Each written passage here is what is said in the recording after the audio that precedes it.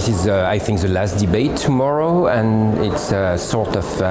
both technical and regulatory question around the manufacturing of CAR T cells.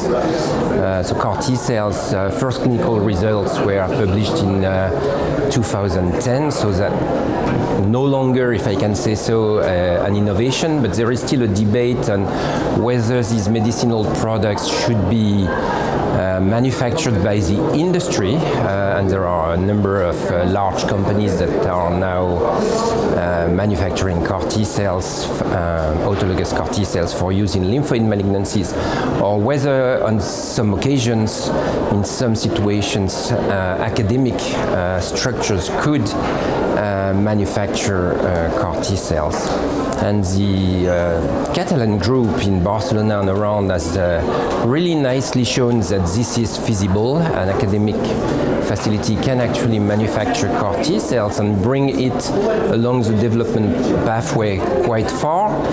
Whether this experience in Spain and in a few other countries could be reproduced in other countries